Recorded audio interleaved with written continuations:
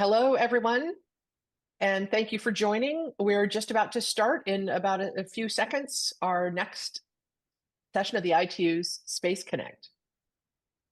Thank you very much. Good morning, good afternoon, and good evening to you all, and welcome to the fourth episode of the ITU's Space Connect series, where we invite the world's experts in space and satellites to unpack interesting and timely topics with a goal both to inform and to provoke your thinking. I'm Patricia Cooper, a satellite industry veteran and space consultant, and on behalf of the International Telecommunication Union, I have the honor of welcoming you to this special session of Space Connect. Alongside Rosa Almanar of the ITU's Youth Advisory Board, we will be moderating today's episode. Today, our conversation pays tribute to International Girls in ICT Day, a global celebration which the ITU created back in 2011 to inspire girls and young women to consider careers in information and communications technology. The day is now marked with exuberant events and workshops and exhibitions all around the world. And in this episode of Space Connect, we will merge that enthusiasm with the excitement of navigating the ultimate frontier, space, by talking with women who are shaping the future of space, about their pivotal career moments, the industry's evolution, and practical advice for the next generation of women coming into space and ICT fields, bringing together established pioneers and emerging talent. But who better to frame this mashup of the vision of Girls in ICT Day with the inspiration of space than the ITU's Secretary General, Doreen Martin, herself a pioneer as the first female to be elected to run the 160-year-old institution of the ITU. Doreen, I know this day means a lot to you. And I'd love to hear why. If you don't mind giving us a sense of how this came to be and how you view this collision of space and ICT. The floor is yours. Well, thanks so much, Patricia. And I guess you can hear me well. Apologies if my lighting is a bit off.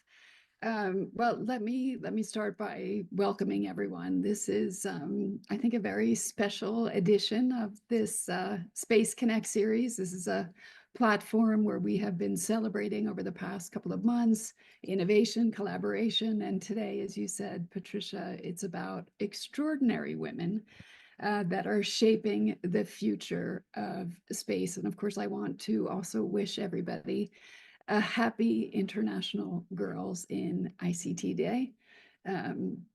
It's an important day, as you mentioned, Patricia. It goes back to 2011, and it's all about inspiring girls and women to consider taking up fields in the information and communication technology sector, which includes space.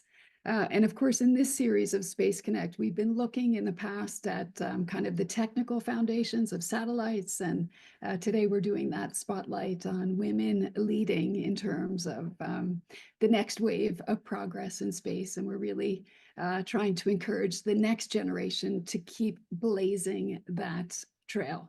As you mentioned, this Girls in ICT Day has been so close to my heart since we launched it in 2011.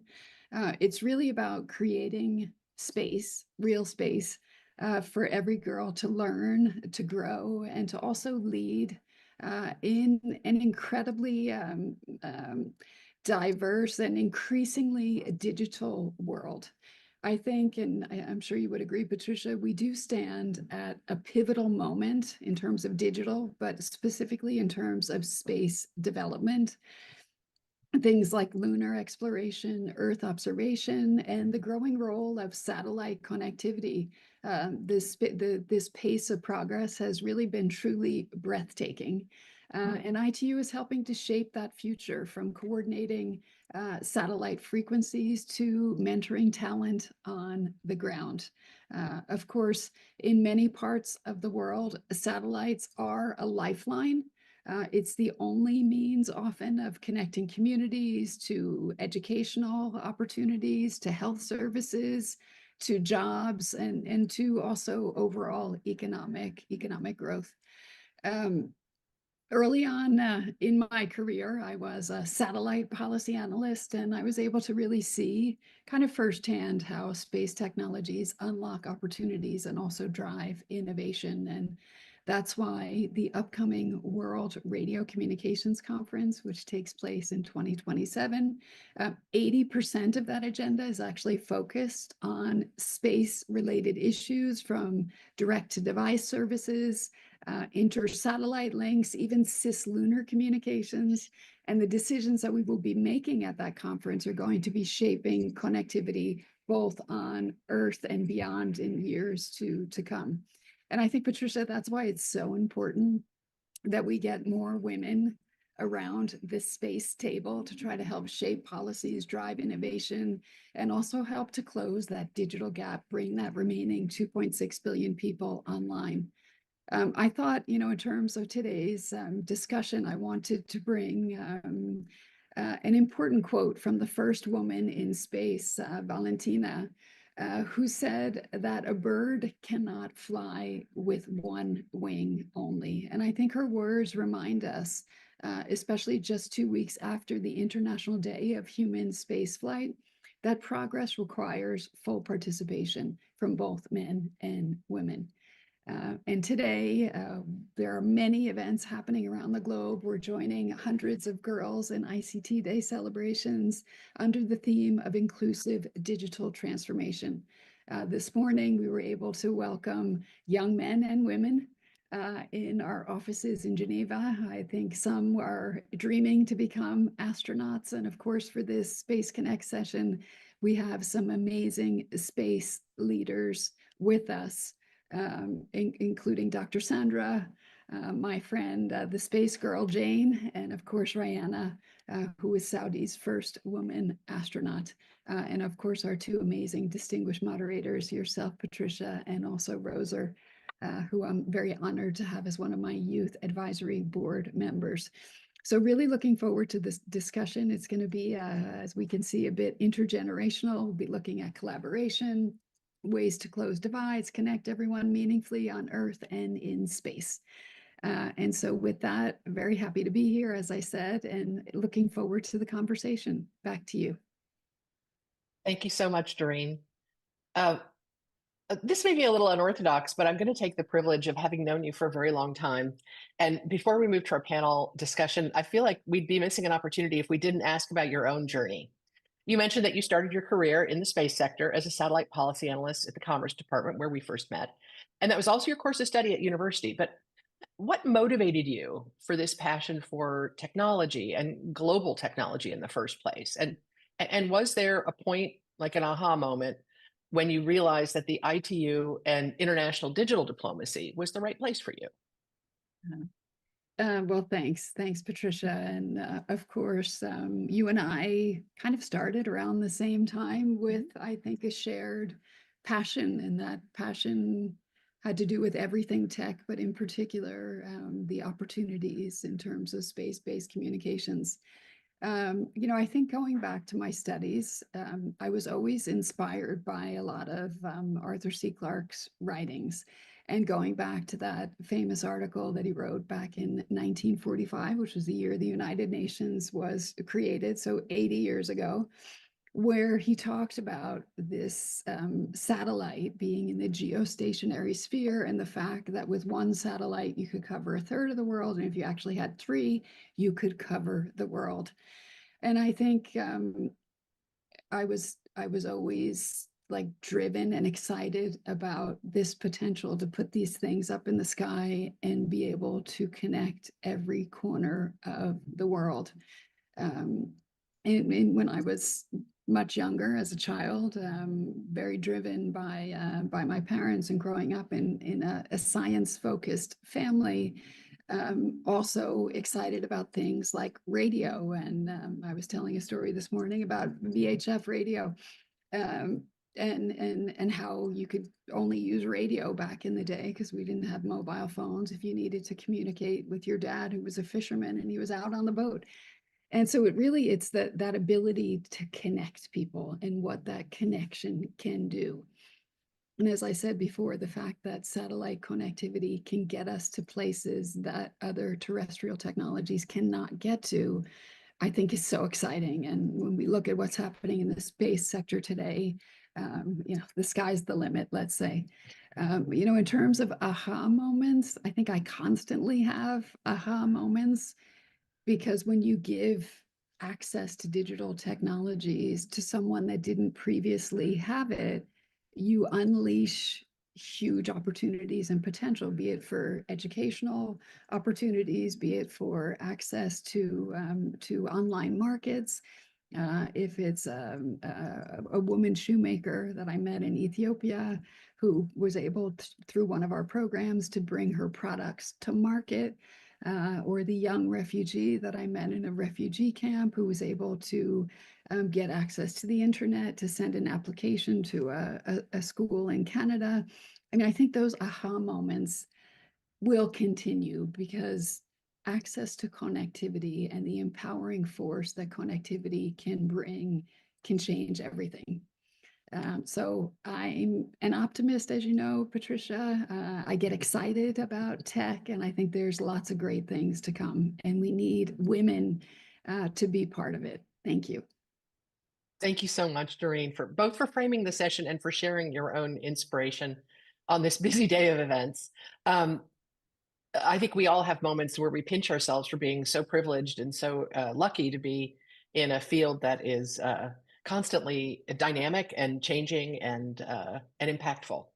I wonder, I know you need to take a flight, but I wonder if we could prevail on the ITU Tech team to take a quick picture of our panel and group here real quickly, and then we can dig right in. So just one moment.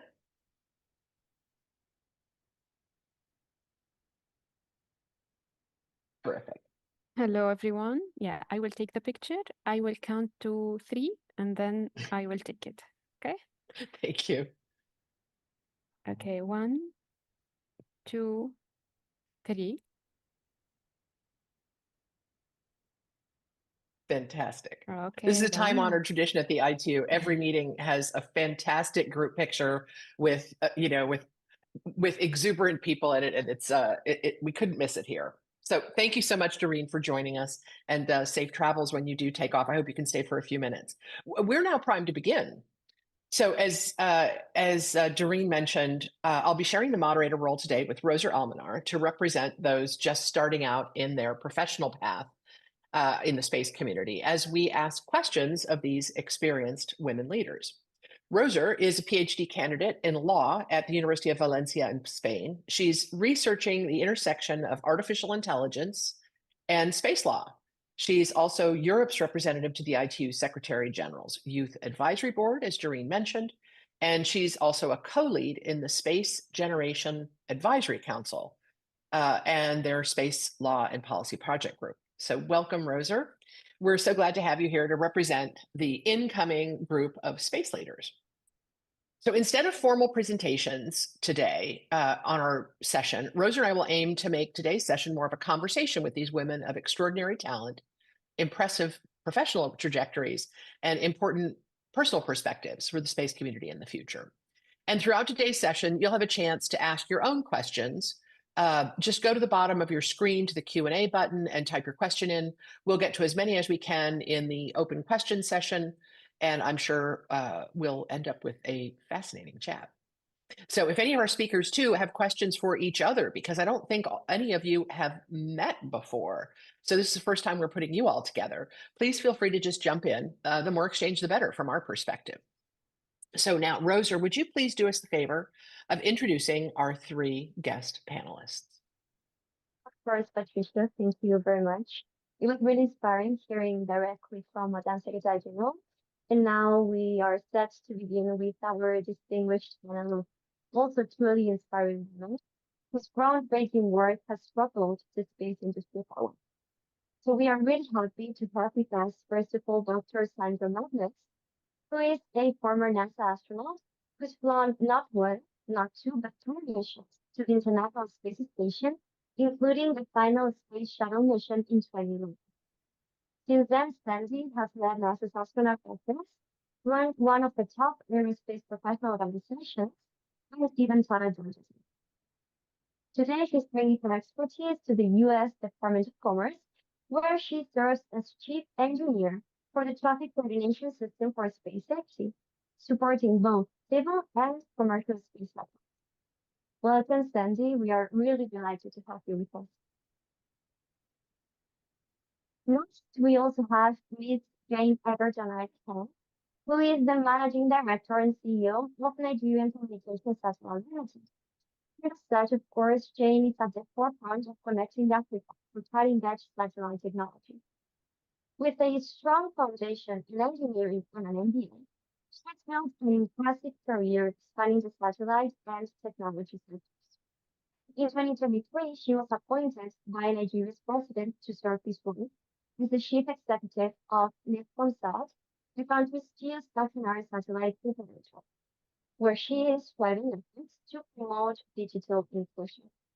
But beyond her role, Jane is also an angel investor and a powerful advocate for bringing technology to underserved communities.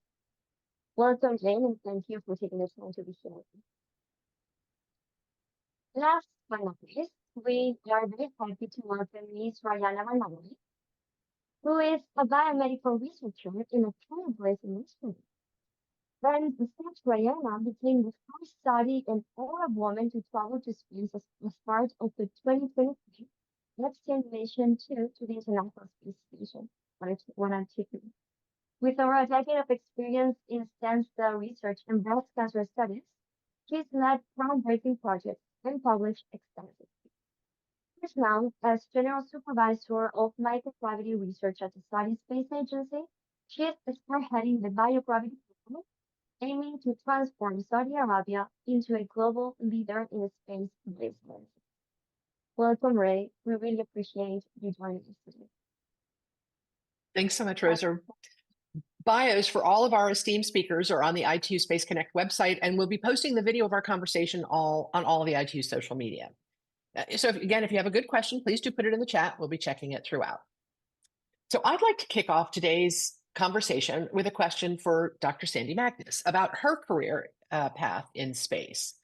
Sandy, as an astronaut for NASA who served on the ISS 3 times, including on that final space shuttle mission, you hold what is no doubt the most iconic title for anyone hoping to work literally in space, astronaut. But you've also had an extraordinary career before and after your astronaut days, from studying physics to now shaping a futuristic space data tool at the Commerce Department to catalog everything in space and improve space safety. Did you always want to become an astronaut specifically? And how did that path and that training prepare you for your subsequent space ventures?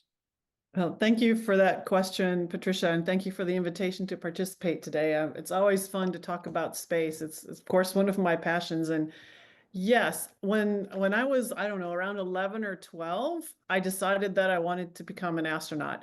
I had no idea how I was going to do that. At the time, women were not astronauts in the U.S. space program. I knew I liked science and engineering. Well, I knew I liked science. I didn't know engineering even existed when I was growing up.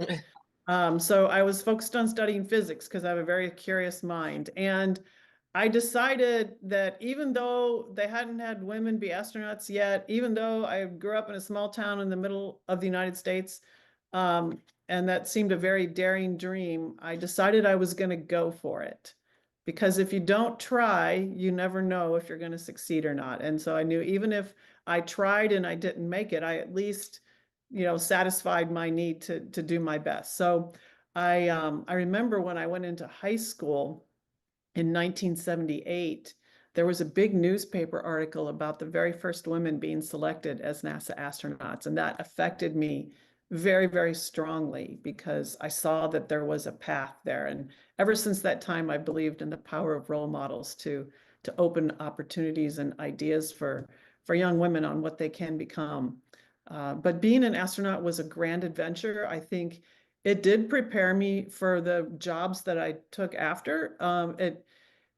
we had to learn so many different things in the astronaut corps. You know, naively, when I was dreaming of being an astronaut, it was really focused on, I'm gonna, you know, join the NASA astronaut corps and I'm gonna fly in space.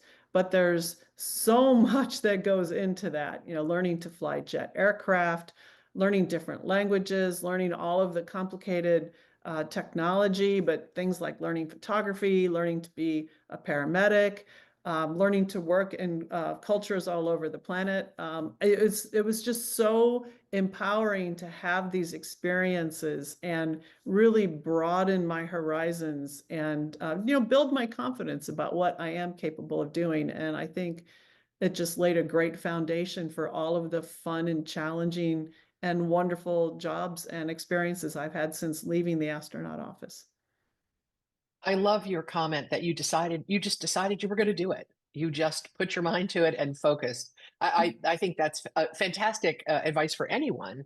I was talking Yeah. to a young woman entering the space community yesterday, and she was saying that she hadn't been pursuing some applications for grants because she didn't think she was likely to get them.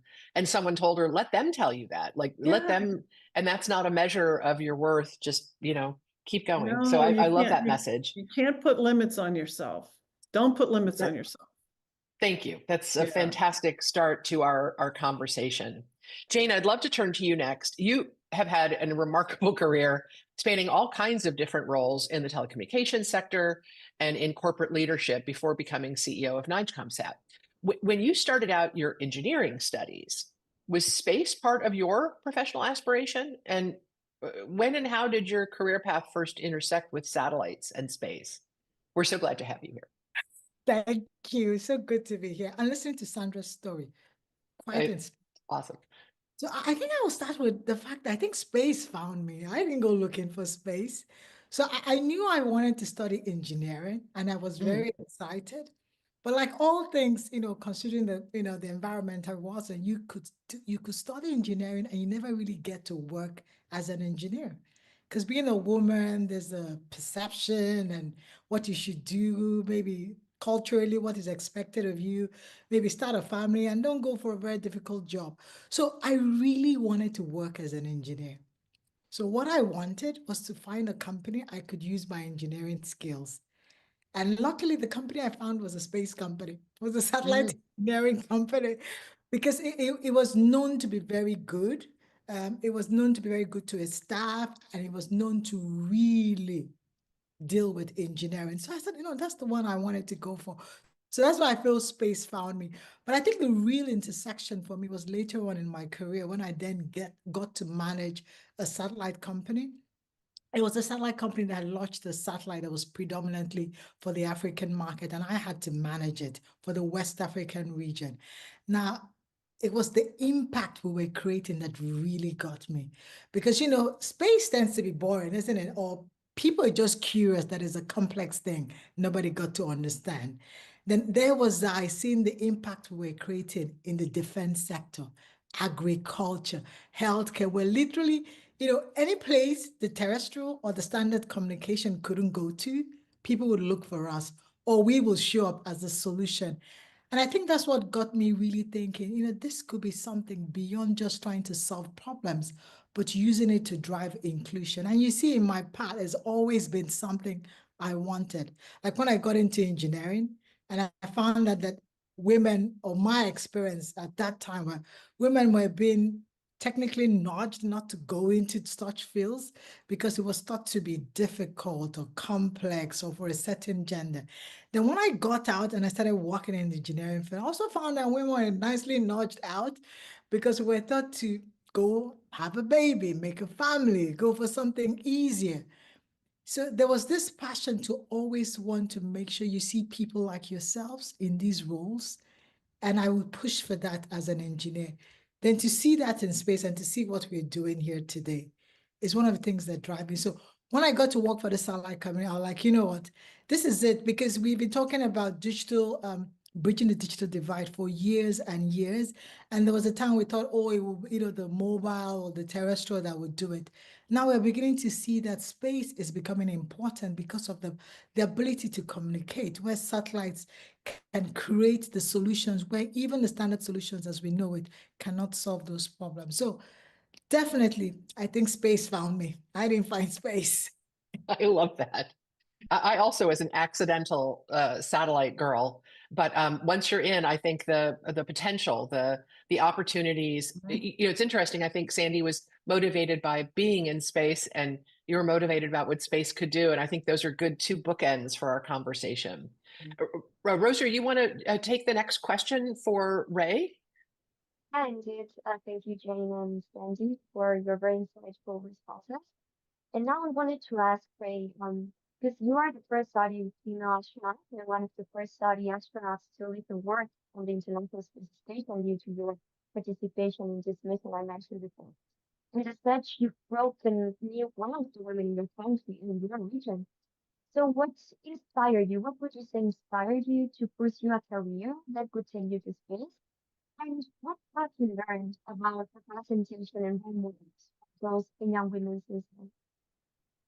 Amazing, amazing question. I'm gonna start this in the beginning by expressing my gratitude to be here and to be invited to this session. I started by saying that I'm very honored to be amongst these accomplished women, learning from them and hearing their stories.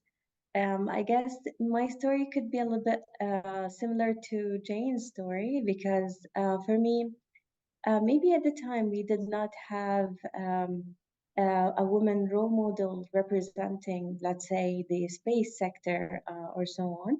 But I'd like usually to start by telling my story when I was a little bit younger, or actually way more younger. Um, when I used to ask my father many questions about, I was a very curious child, so I used to ask him about science and like how do we grow plants, how do why do these animal مثلا behave in this way and so on. And to him, all of these questions were just to satisfy my curiosity. He did not give me the answers right away. He usually asked me to go read a book or he gave me resources. And I guess this made me a little bit more curious to look always for answers and to search for them. And that developed a love for research and science. And I continued my education in New Zealand, came back very excited to learn more and to help more patients in the kingdom. And then, well, I joined the stem cell and tissue engineering, re-engineering program here in Saudi Arabia, and I learned more about the science behind it. And then, I guess when that happened, I read more about the International Space Station and what potential it can bring. Up to today, we have more than 2,700 experiments that have been done by astronauts who exposed their life to danger to be able to do and conduct all of these experiments to help mankind here on Earth. And when the opportunity presented itself after a decade of doing research in cancer and stem cell, by the Saudi Space Agency that we are launching a program and we're actually looking for female and women scientists with background in science and research that can help us conduct the 20 experiments on board station. And I guess I just jumped to that opportunity. I thought I was in heaven doing all of that research here on Earth, but then getting the opportunity to do this, but for all humankind was a great opportunity. That's wonderful, Ray. Thank you for that question, for that answer. Indeed, I believe role models play a pivotal role in education of the younger generations, and I am sure that now the future generations to come will look up to you and have that role model which that is so thank you for that. And now I would like to ask all of our speakers because each of you is a role model in your own right. And it is really inspiring to see the paths each of you have taken, the different paths you chose for yourselves. So I am really curious. Who were your role models or key people in your life who inspired or guided you? And whether personally or professionally, how did this influence shape the decisions you have made or the direction your life has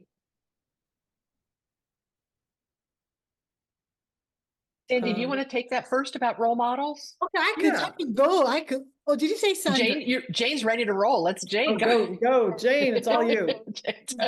I was ready to go. I'm like, oh, okay. If it's okay, I could start. If that's fine. Go So ahead. one of the things I have found is that my role models have evolved as have evolved. When I was younger, funny enough, my greatest role model was my dad. Yeah. My dad was very curious, but I think my dad also challenged me. He was one of the person that taught me not to take no. You know how you're told based on the norms that this is not possible or you shouldn't do this. Because at the time I wanted to study engineering, I got everyone telling me not to. My dad didn't believe in that. He saw no gender. You do what you have to do. And that's how he would encourage me.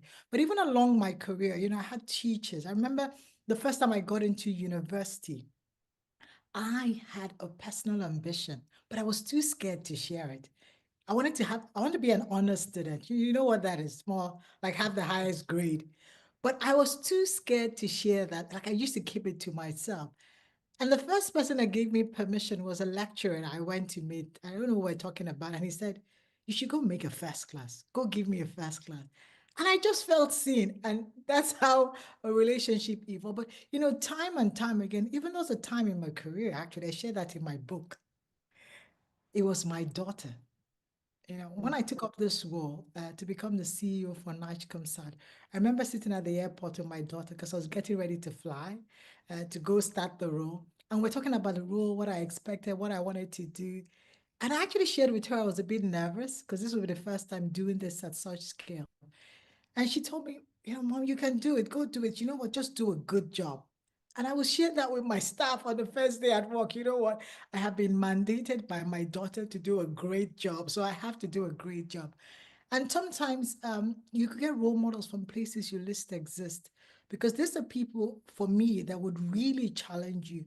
Sometimes to bring that innate ability in yourself that you haven't seen, or to allow you and give you permission to show up. And sometimes role models are people that you even admire from afar. In lots of cases, my role models are people that have just read their book, watched their movies, watched their podcasts, never had a one-to-one interaction with them. But I do admire the work they do. And because of the work they do, I get challenged as well to do better. Awesome. Sandy, who was your shining light when you were a kid and building your education, your professional career? Well, I have to agree with Jane that you can find role models everywhere, but quite frankly, my parents were my strongest role models. They were very supportive. They really emphasized the importance of hard work, education. They gave us opportunities to fail as children so that we can build the confidence that you can come back. So they weren't super protective in that sense, and I think that builds a sense of confidence. But I agree strongly with Jane that you can find role models everywhere. And I would like to comment that everybody who's on this webinar meeting is a role model to somebody somewhere, and you may or you may not even know it. And I encourage you to be aware of that. I remember, and a lot of it has to do with the communities that you're connected to as well, right? After my first mission, I went back to my hometown and spoke in about I got to about 85% of the schools there. It's about 45,000 people, so it's not a huge town, but because I wanted the students to see that somebody from that small town could do something, right? Even if it was just a half an hour exposure, like, oh, she sat at this desk in this school, and look at what's possible. So in that kind of way, we're all role models because you have connections to people in all kinds of different ways in the communities around you. And I just encourage everybody to be aware of that and realize that you are influencing and having an impact on those around you. Because I think role models they're just so important, and we all are role models. And I've been fortunate, like Jane, to have really wonderful relationships with the people that I've traveled through my career with, and I've learned something from everybody. it is a rite of passage when you realize that you're a role model for someone else, when you've been, looking at the people who came before you, and you realize that, oh, people are looking at what you're doing and what you're hoping to do, and trying to take some inspiration from that. It's a great turning point. So, Ray, would you like to add something about your inspirations, the role models that propelled you? Well, I guess I will just also comment to what you've said last, is that also this role model role actually comes with a great responsibility, like me walking and then being stopped by a mother or a father talking about like our journey to space, and that this has opened doors to their daughters and their sons to even think better and maybe think that there is nothing impossible. And if they wanted to dream to become astronauts after all, they can, and they have to study and do that for them. I guess for me also, my parents were actually my role models. They were very education oriented. They wanted us to learn as much as we can. My mom didn't speak English at all, so the first thing she said is that I'm gonna sign you in an English school so that you at least you can learn how to communicate and to have that strength within you.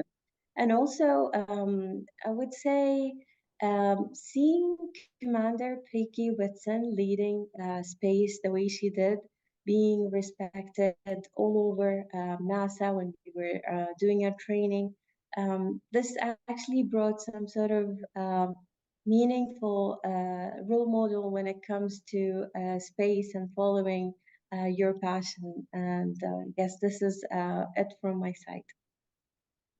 That's fantastic.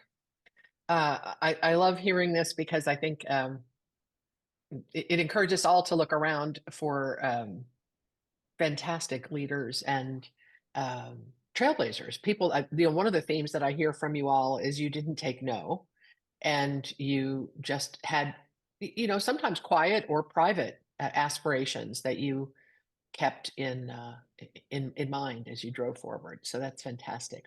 I'd like to shift the focus now from kind of your personal journeys and inspirations to a broader picture about the evolution of the space and satellite industries. And I'll start, Jane, with you. I mean, you mentioned the satellite sector is so dynamic right now. It's evolved significantly over the past decade or so. Lots more countries stepping in as space operators, and a lot of different consumers of satellite services and applications. How do you view the satellite sector and technology and its evolution as you think about the challenge of digital inclusion, not just in Africa but globally? How do you look at space and satellites as a tool? Thank you so much, Patricia. That's a very good question, because I personally believe that the digital inclusion we're looking for, or bridging the digital divide, that a key component of that will be satellite technology. That's my personal belief. And I could see that even in the way technology is evolving. So when I did start my career, satellites were, for those of you that remember, will be big dishes, were seen as boring, not very fast. But as they've evolved, no, I think Doreen was talking about when she started on the GEOs.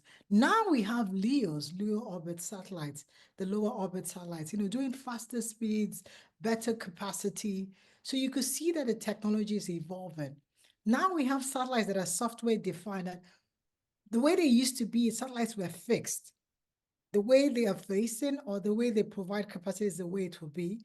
Now we're using software to remotely control them, that we could move the beams, we could change the configuration. So you could see the technology is evolving. But for me, the interesting thing is also the fact that satellite is going to support the way we consume data. Earlier in my career, I learned that consumers, people, are not really interested about all the complexities of tech that we sell to them, because when I was a young engineer, we used to push technology the way we knew it. We'll say 2G is coming, 3G is coming, 4G is coming, Edge, GPS. But consumers or people were not really so keen on that. They were more interested in the experience. can they do what they want with it? So that's meaningful connections, you know, the daily usage, how it helps them solve problems, the throughputs they need to consume data or applications the way they want. And I think that's where satellite will be important, because if I look at Africa, with over 1 billion people, we still have 800 million people unconnected in Africa. 800 million. That's 10% of the world's population. Yeah, the world is 8 billion. So that's 10%. That's huge.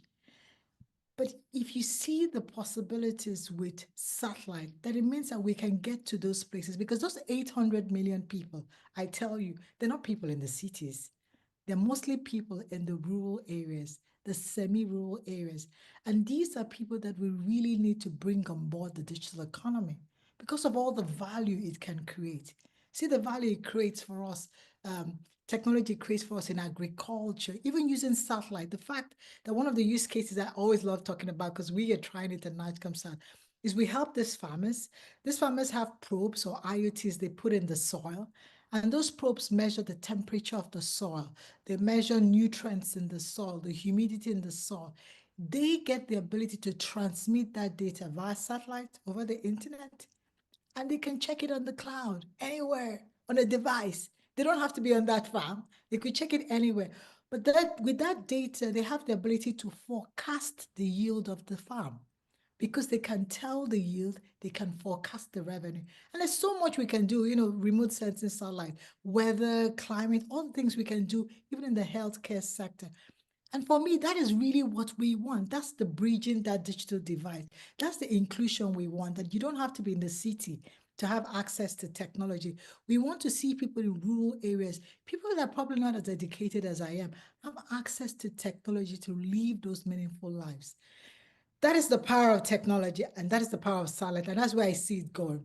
It gets to a point that technology is solving problems, and we don't really have to be bothered in the name we call it. Terrestrial or mobile, satellite is all merged together, what we're calling direct-to-device, and people can consume the technology for what they can do with it, and they don't have to worry too much about what we call it: satellite, mobile, terrestrial, 2G, 3G, 5G. They just get to use it to solve problems in their everyday lives. Doreen, I can see you smiling. I know that Jane's comments really hit home for you and are part of your motivation to do what you do, and part of your prompt to try and put a little bit more of a spotlight on the potential and the power of satellite and space for, you know, important problems here on Earth that we are dedicated to solving. So thank you, Jane, for that. Ray, I wanted to turn to you for a slightly different take on the power of space, which is, you know, coming from a research background in biomedical sciences. How do you view the intersection between space exploration and human spaceflight with medical research? What are we learning? And what do you see in terms of the application of technologies fielded in space and then applied for good here on Earth? I will start by saying that space just provides a unique environment that is not present here on Earth. I have learned more and more about that since becoming the general supervisor at the Saudi Space Agency for microgravity research. So as a researcher, we used to work hours and hours in trying to expose some cells to some treatments and drugs, and trying to understand what happens to them, and then trying to do the analysis of that. And that takes years and years of trials in the lab until we get to the point where we can actually utilize that for personalized medicine, for patients, and so on. I'm sure many of us have either friends or colleagues, or maybe dear family members who maybe suffered from cancers, or we actually lost them due to cancers, and so on. And what happens in space is that everything is accelerated when it comes to cellular growth.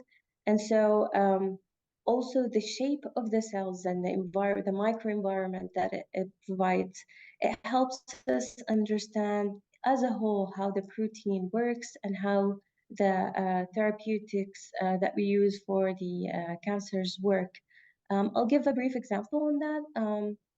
Here on Earth, when we use sometimes chemotherapy, the patient goes through a cycle of hair loss, of some effects to their skin, and all of that actually affects their morality. It affects their psychology, and along with hurting some of the good cells that they have in their system. But when we try to do that in space, then we will have more access to the cells, as in space it will have its 3D structure. So when we expose those cells to these treatments, then we will have treatments and drugs that will have less side effects to the treatment that we're trying to give to the patients. So I guess the investment in space is not only technology, and it's not only the return of investment. It is actually also for the humankind as well. Fantastic. It is so exciting to see this blooming of opportunities, and I'm so glad to talk to someone who got to sit right up front and run the experiment. Rosa, would you like to take the next question for Sandy? Yes, Sandy. If I may ask you, over the course of your career, you've seen space exploration evolve dramatically from the era of government-led programs like the Space Shuttle, in which you were involved yourself, to today's more dynamic landscape of commercial spaceflight, satellite constellations, and more of a private nature sector innovation.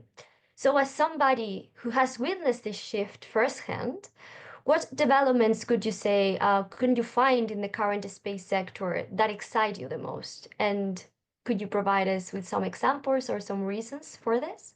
Absolutely. I am super excited about the breadth of people who are able to engage in space, and the depth of, the breadth of things that they're doing. And, you think about I have a whole slide that I show people to explain the trajectory of where we're going as a species in space. The initial investment that was made in space, to your point, was made by governments because we didn't know anything about it. We didn't know how to build things to work in space. We weren't sure about how humans are going to behave in space. We didn't have any operational experience. And now, 60 years later, 70 years later, in the early 2000s, we got to a point in the development of space and the development of technology where that knowledge about how to engineer things and how to operate, and some basic knowledge about how humans behave in space was spread around globally. That basic knowledge was out there. Students were learning it. Students were building CubeSats. It was something never I could have imagined when I was in college. At the same time that knowledge was now spread broadly across the community, the technology costs came down. You look at one cell phone, right? I can't really see it, but one cell phone has more computing power than all 5, by multiple times, than all 5 computers that ran the space shuttle. And so the cost of entry to do things in space has been decreasing as technology has been developing. And then at the same time, business cases started to emerge for the commercial community, especially the entrepreneurs who are a little more risk-taking, because of the knowledge base that was there. They felt like they understood the risks some more.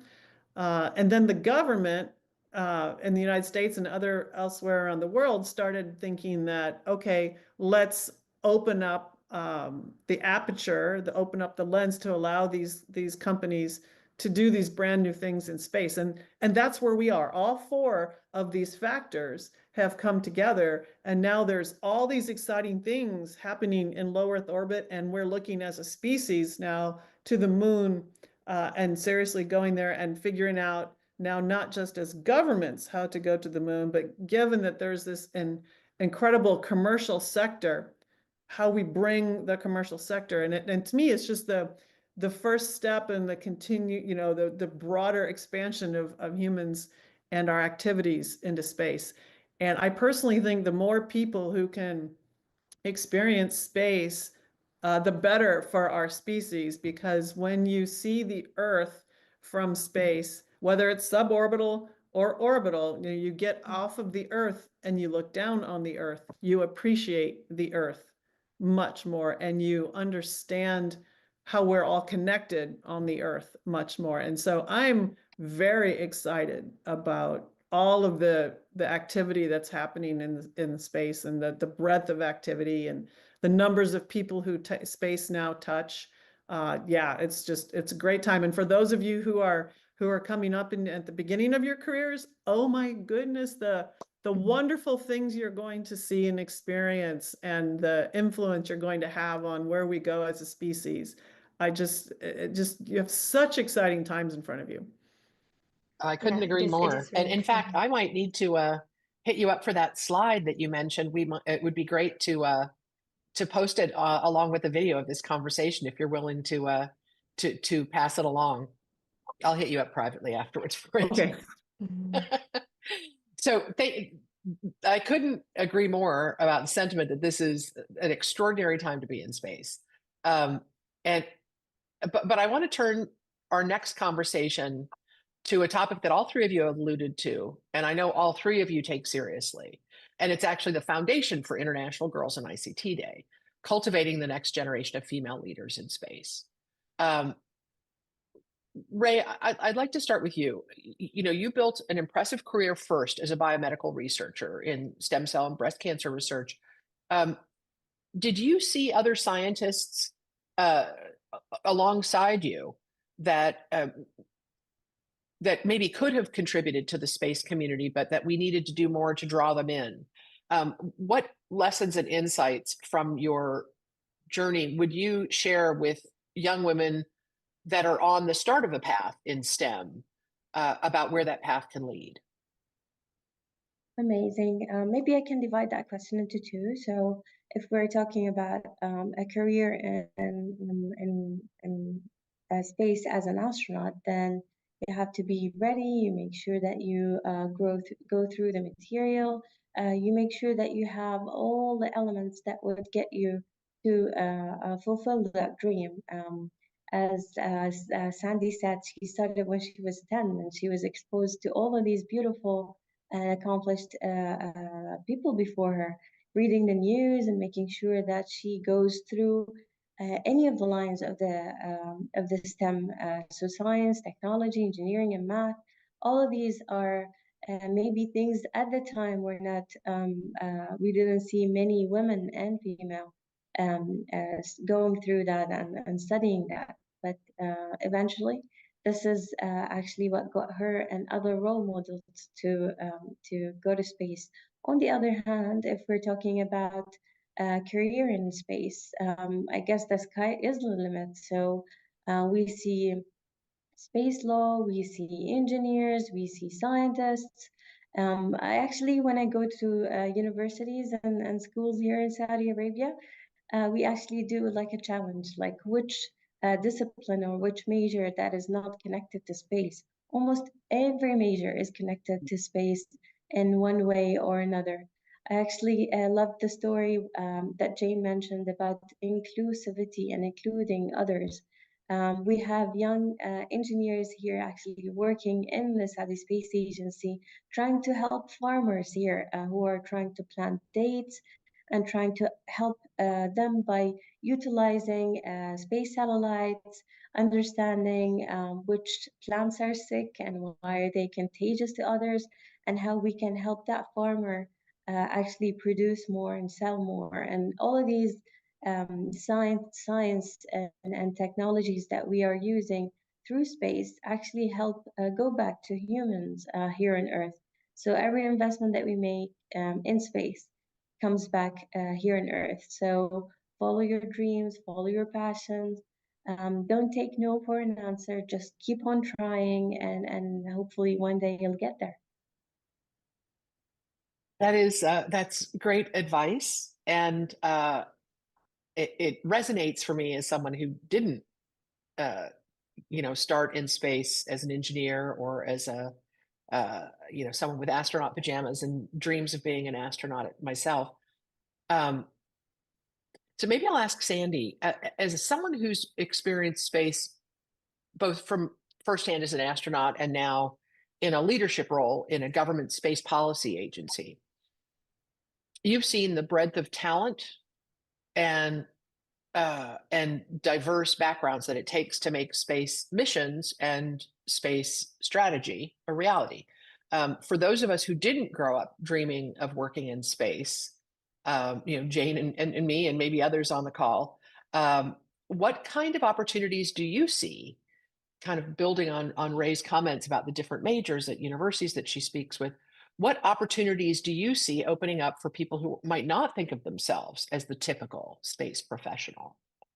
Yeah, I agree wholeheartedly with Ray that, every major, every degree, every profession touches space. And I think we in the space community do not do a good job about explaining that the space community encompasses every role, because people think of, astronauts, or they think of satellites, and they think of highly technical things when they think of space, because it's remote, right? You can't experience space personally on a day-to-day basis, so it's not at the top of people's minds. But to the point that Jane and Ray have made, space touches every part of everybody's everyday life. And I don't think that we have done a good job of, as a community, of explaining that to people. And partly because people have, day-to-day concerns. But I think, a typical space professional, I don't even know what that means in this era, because of the way space touches everything. And I think continuing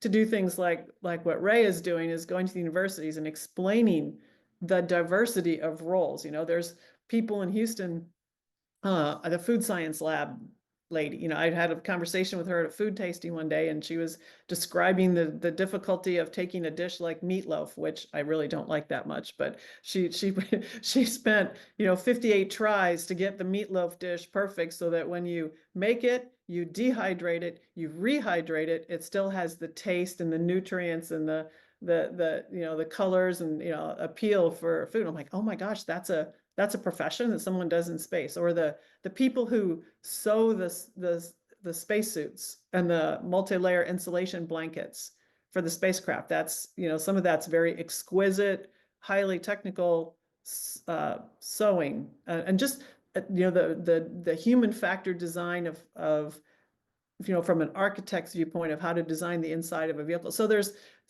the space law piece that Roser's engaged in. I mean, there's so many areas that space touches. So I don't think a typical space professional anymore. And anybody who is interested in engaging in the space domain has an opportunity to do so.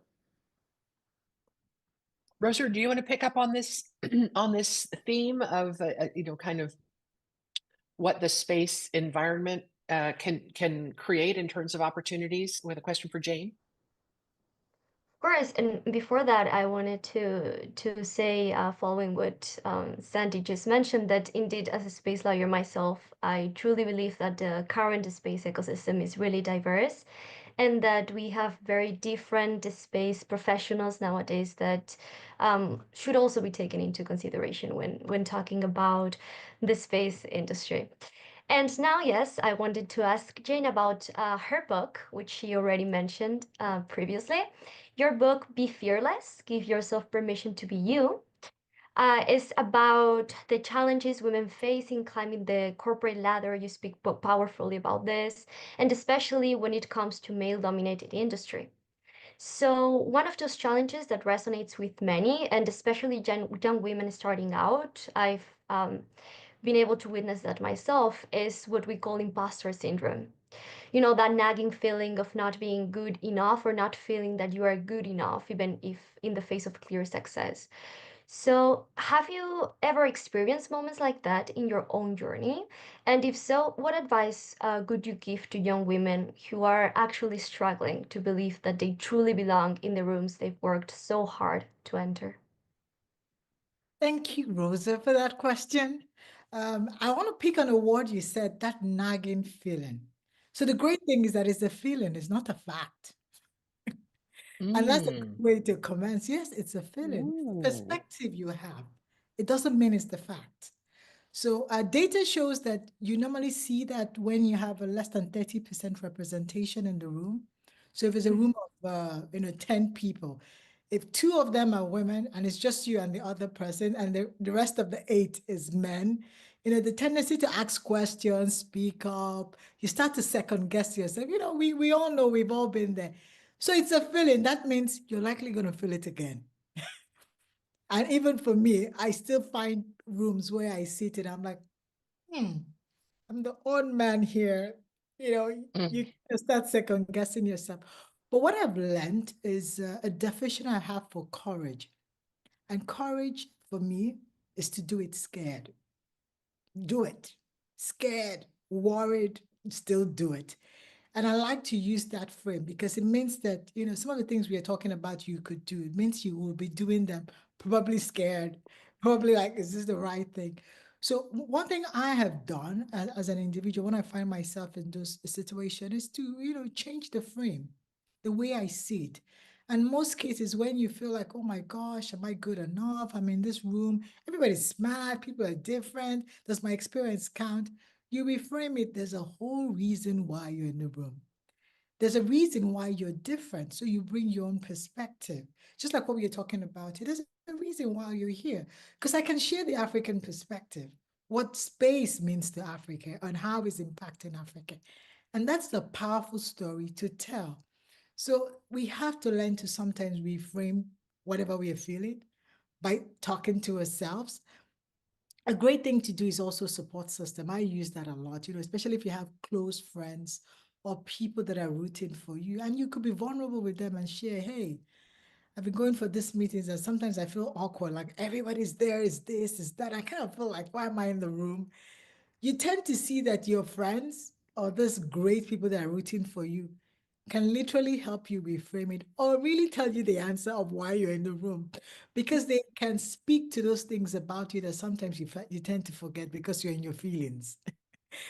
That means sharing the facts. This is why you're there. This is why you should be there. And these things are powerful ways we can help ourselves get out of our way, because that's sometimes what is happening. You're thinking too much about yourself and you're getting in the way. But it is a feeling. And the great things with feelings is that we have to manage them. They will come, they will go, but they're not necessarily facts. So let's stick to the facts. The fact that we are amazing women in this room, talking about something so important for the next generation. Because like Sandra said, you can think about what's going to happen for the next set of women. They probably be going to Mars. We'll be probably sending women to Mars. And one of the things I love about what we are doing today is something that's keep playing in my head. It's like, why do we go to space? Why do we go to space? And it was JF Kennedy that said it, that we go to space because we as humans, we have the tendency to want to solve difficult problems. And it's a good thing to be curious, like Sandra said. It's a good thing to want to solve difficult problems because it's in man going to space that we got things like headsets. We got things like solar cells and batteries. We got things like prosthetics because we had to solve those problems for people we wanted to send to space. And we created solutions that we can use on Earth. So let's keep being curious. Let's keep trying to solve things that are difficult. But let's do it scared, because imposter syndrome will come, but still do it anyway, because it's important. Your voice matters. There's a reason you're in the room. There's a perspective you bring that no one else in that room probably could share. So don't sell yourself short. Those are very encouraging I want to words. ask Sandy. I want to ask Sandy and Ray if you have anything you'd like to add to that, because that is a great inspirational set of advice. And I've got to tell you, as someone who's been in, my career path for, more years than I want to enumerate right now, it resonates still with me. So I want to thank you for that. Sandy or Ray, do you have anything you want to either respond to it or add to it? Because it is, I think, at the heart of Ray. Roser's question is at the heart of much of what we talk about in young people, new people, women joining this community, which I normally feel is quite welcoming. Yeah, if I may, I agree 100,000% with what Jane just said. It is a feeling. I remember my first job, I was the only woman in the room and I would have the same question. Am I smart enough to be here? And I'm going to do my best. And even going into the astronaut office, I mean, actually all of us, not just the women, we're wondering, going, why are we here? Why would they select, why would they select me? And so it's totally normal to have that sense of uncertainty. And I love your definition of courage, Jane. That is, I might borrow that from time to time if you don't mind, because you just have to give it your best shot. You just have to do your best. That's all you owe yourself. And the reframing is brilliant. So I love everything you said, Jane. Absolutely. Yeah, I would say Jane and Sandy said it very beautifully. I remember also Peggy used to say, just own it. You will feel this imposter syndrome effect always, and especially being selected as the first Saudi and Arab woman to go to space. You would keep asking yourself, like, why me? Yeah, what did I do different? Like, maybe there's someone else, and all of these questions that you keep getting. But the description by Jane and Sandy actually is spot on. That's fantastic. I love that set of advice and encouragement. I think it's really powerful. The topic of women in space has been in the news a lot recently, the sort of public media. First with NASA astronaut Sunita Williams returning from her longer than expected mission to the ISS, and then the Blue Origin all-female mission last week. As space leaders, and I might ask Sandy and Jane for this one, where do you see the progress that's been made in opportunities for women in the space enterprise in general? And what work do you think still lies ahead of us? Sandy, do you want to start with that? Yeah, I think it comes back to role models, right? I think it's easier for young women to picture themselves doing a thing if they can see that there are women who do the same kind of a thing, right? So I think that's definitely, there's been more and more and more role models of women doing all kinds of incredible things in the space sector. And I think we all have to recognize that those of us who are working, whether you're just a new entrant in the space sector or you're more seasoned, like I am at the other end of my career, you know, you are a role model to young women. You know, those of you who are just entering, you know, to high school students, college students, share what you're doing. It opens horizons. It opens possibilities for young women on what they can do as well. I think we have to continue doing that, and that will make a big difference. And then in meetings, you know, if you're in a meeting and there's another woman in the meeting and you get a sense maybe she's not feeling comfortable speaking up, encourage her to join the conversation, ask a question, you know, still help people build confidence in those kinds of situations. I think that all makes a big difference. Jane, do you have anything you want to add to that on the sort of progress made and progress still ahead of us?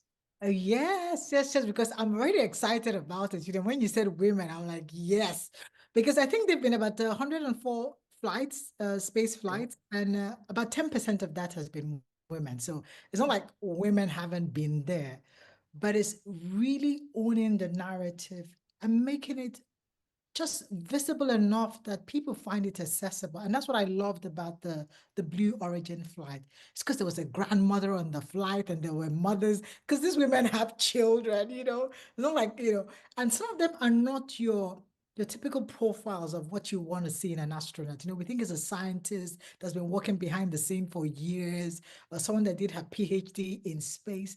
Some of these people are just everyday people.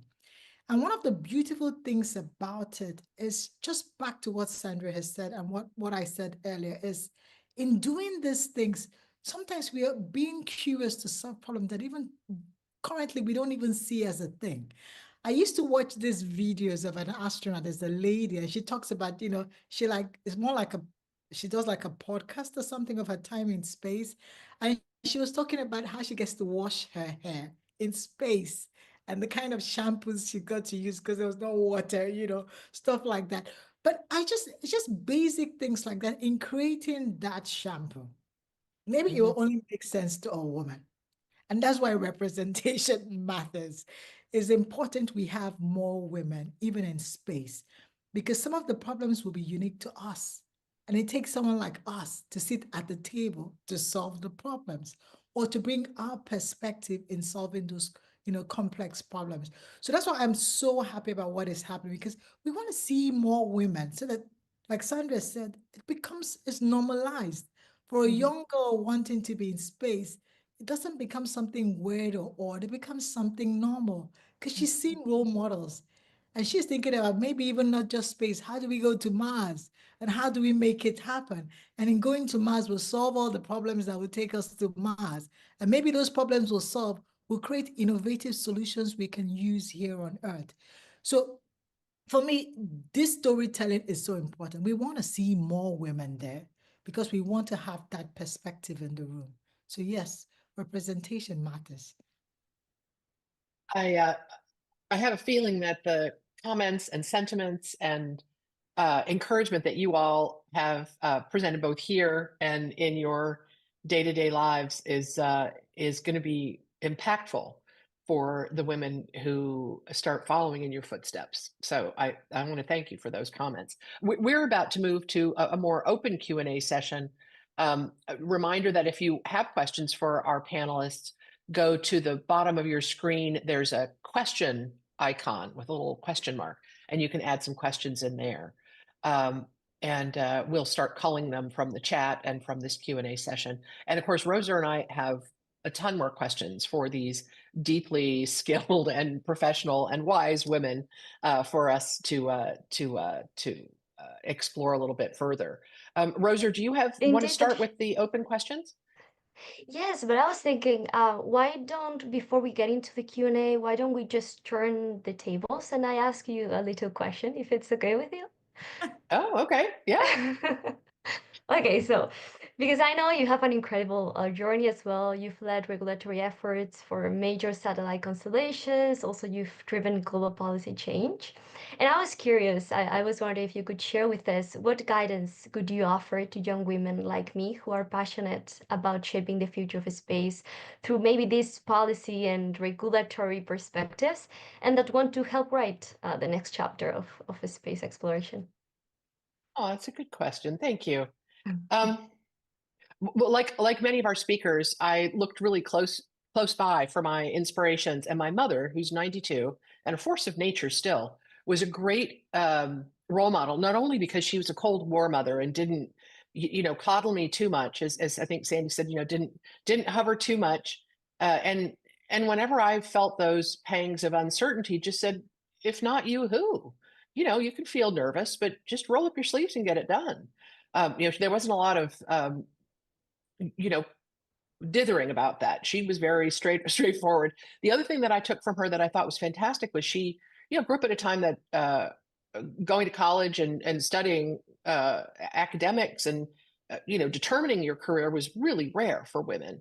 And she ended up in a path that she loved, had her undergraduate degree when she was 50, got her master's degree when she was 56, and ended up being mayor of our town, which is probably about 65,000 or so in the Midwest. And what she taught me, and I think it's particularly true for space, is you just need to be open to what's coming as opportunities.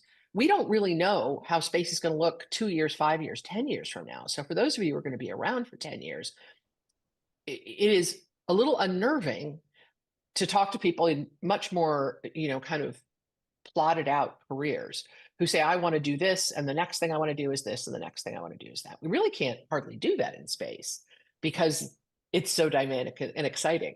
So being open, I had no idea that it was possible to run a trade association for satellites. And satellite constellations were not really lively when I was in the bulk of my career. So those opportunities weren't really envisioned by me because they weren't really salient. They weren't actual. Yeah. And being in touch with what you're really good at and building that into what you do professionally is another really great skill set. But the excitement of the unknown that space and satellites bring is also one of the things that can make you feel a little unmoored, like you don't know what you're going to do. But that's where you want to just trust that you know what you're good at, you know what you're capable of, and you know what you want to try and do to stretch when you're starting to feel a little uncertain. That's my advice. But thank you for Very good asking. That advice. was very kind of you. Do you want to start with the first question? I can do one too. I've got one for Sandy in mind, and we've got two from the chat. You want to Yeah. take the one from the chat, Rosa?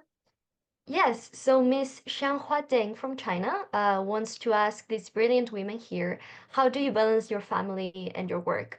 I remember Jane was mentioning she has a daughter, so maybe you would like to begin answering this question, Jane?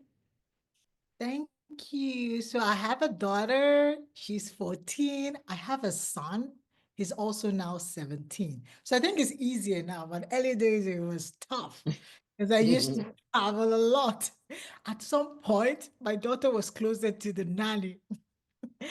Yeah, but we learned. So one of the things I learned in terms of how to manage it, even with my marriage, because I'm married as well, is priorities. And I think one of the things I learned earlier is to define what is really important to you. What's your core value? And when I realized, I want to have a thriving family, a vibrant career, and I want to have a strong connection in terms of how I live my life and impact and, my spiritual life. Those three things became core. And what it means if it's core, it means you tend to prioritize it. So it means if anything happens, you always find a way to bring it back. So I'm not one of the proponents of saying you can have a fairly balanced life.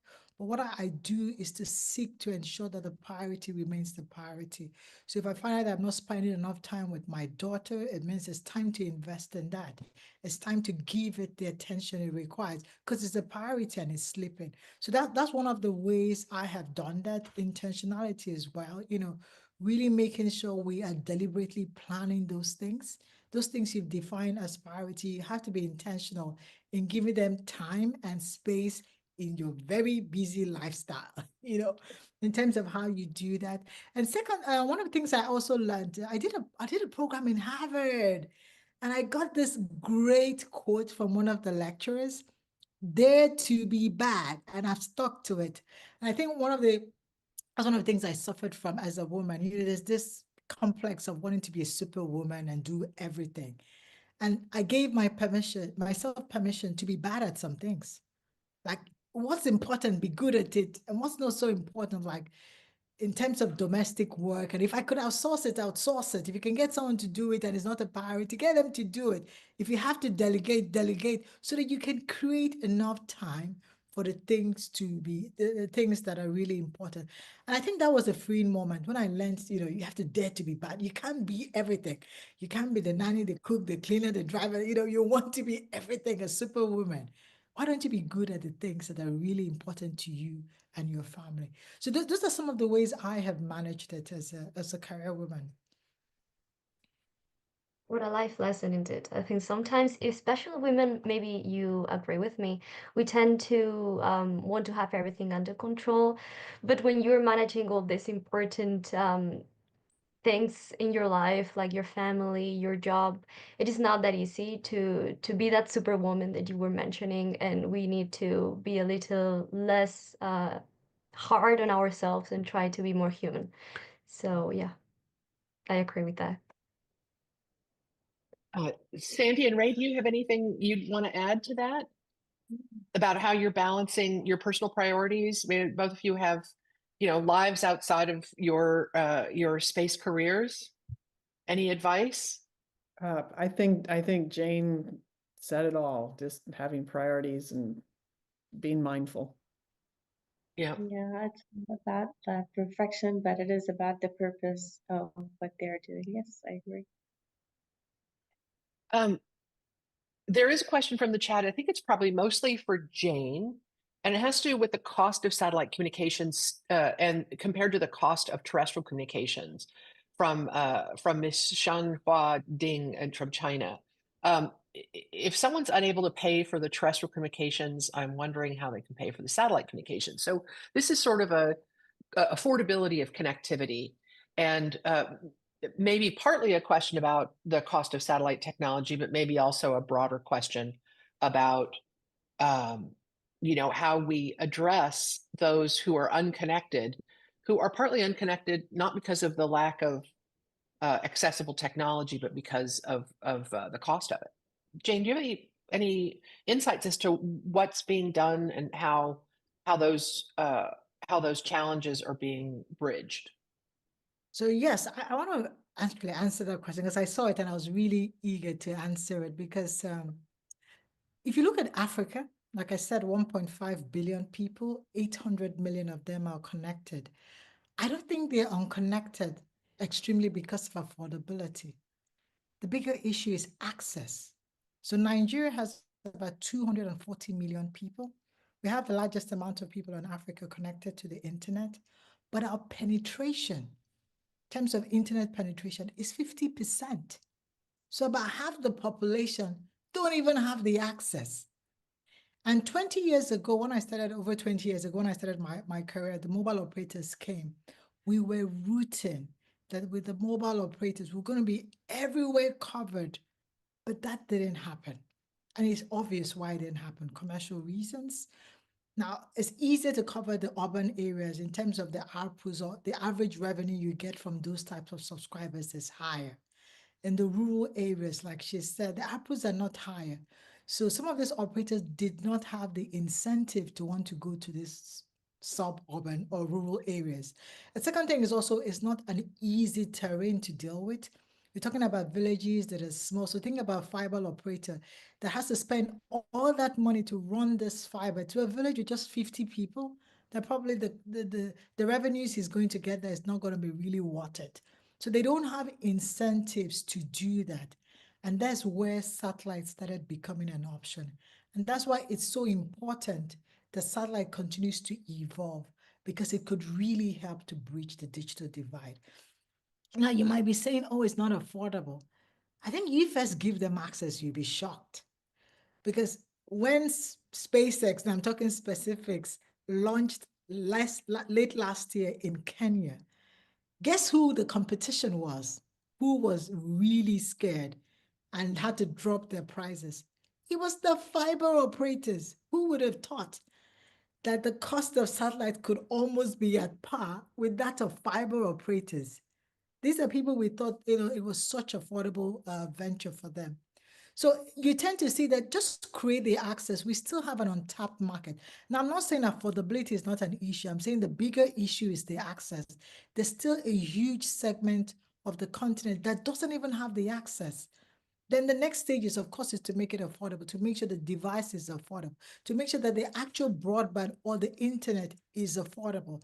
And that's a journey we have to take on, because we can use policy to create an environment that makes it attractive for private sector to continue to build out into those rural areas.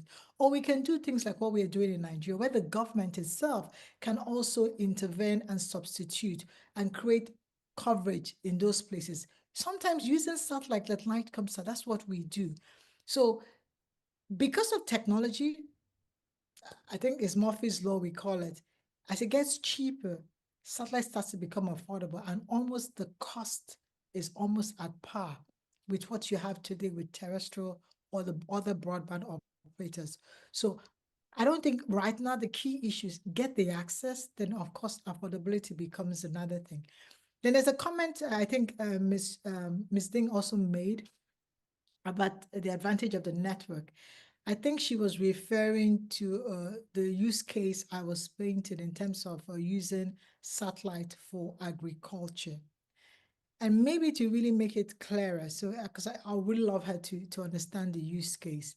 Now, those farms I was talking about, there is no coverage in those farms. Those are large farmlands with dispersed population. There is no commercial incentive for private operators to go there. And especially because of the African terrain, where we have large land masses and sometimes the population is sparse, dispersed, the traditional commercial operators find it difficult because of how they will commercialize it to go to such places. And in those use cases, satellite really becomes of great value, because we are able to carry that traffic for them over communication satellite, and they can access it. So that's another way of building the network, like you said, not using a mobile operator, not using fiber, but using satellite, because we see that in this difficult or hard to use cases, satellite becomes your best option. Think about, like in Nigeria, where we have a large land water base. to create connectivity on some of these islands or on ships, it is satellite that's your best use case. To create connectivity on moving objects like trains, on moving objects like, airplanes, satellite is your best option. And sometimes in cases, like I said, where the land mass is so large and is far dispersed and the people and the population is not dense, the cost of deployment is so high for traditional terrestrial broadband networks, satellite becomes your best option. So there are really strong use cases, especially in Africa, especially for us that are really pushing to bridge that digital divide, to have an inclusive digital economy where people do not lose access because we feel that they're in the rural areas, because we feel they cannot afford the average revenues the commercial operators want. It shouldn't mean that we should cut them off on one of the fastest economies we have today, which is the digital. We need to have. Well, this has been an extraordinary time to spend with all three of you. We're coming to the very close of our session. I wanted to ask a very quick rapid fire question for each of you because we've just got a couple more minutes left. I wanted to ask you each to give a thought or two of what advice you would give to someone coming up in the space and satellite communities. Where should they go? What kind of are there programs they should access? How do they like a tip for maybe finding a mentor or building a start of a leadership role, whether in a space role or not? Sandy, do you have a quick sort of recommendation that you give to the mentees that you shepherd? Yeah, I mean, find mentors. You can find mentors anywhere. And I've found generally that people want to be helpful. Those of us who are a little more older in our careers, we want to help young people. We want you guys to be successful. We want you to continue making space a wonderful place to work and do great things. So ask people for advice. Ask people for help. Ask people to be mentors. Don't be shy about it. Most of the time you'll get a yes. And if occasionally someone's too busy or they can't do it, just go find the next person. But don't be shy. Don't be hesitant. We want to help you. I think that's maybe more true in the space and satellite sector than most because we're also geeked out about it. That we're excited to talk about it and so thrilled to have newcomers. Ray, what kind of advice has been helpful to you real quickly as we close this out? Amazing. So I guess the advice is that the next 5 years are pivotal moments in the space with the emerging of commercial space stations. So we actually need your help and your support. So it's all about AI and utilizing that to help us bridge the gaps between what we know and we might know in the future as well. So find a great mentor to be able to educate you on that and find your niche. Look at the things that you do best and then work on these. Awesome. Jane, one quick note and then we'll go ahead and close. Thank you. Just add to what Sandra and Reina has said is find mentors and sometimes be curious. Find mentors even outside your space, try new experiences, expose yourself to something different. So go ahead, find mentors and even find mentors outside your sector. All right. On behalf of us all, I want to thank our amazing panelists for sharing their insights so candidly on this awesome day of International Girls in ICT. Thank you to the mighty ITU team that supports this Space Connect series and makes these discussions so fascinating and smooth. Thank you to all of you listening. You had terrific questions and definitely reassured us that the future is bright for young women and girls in the space and satellite community. We appreciate all of you for encouraging and welcoming the up and coming generation of space professionals.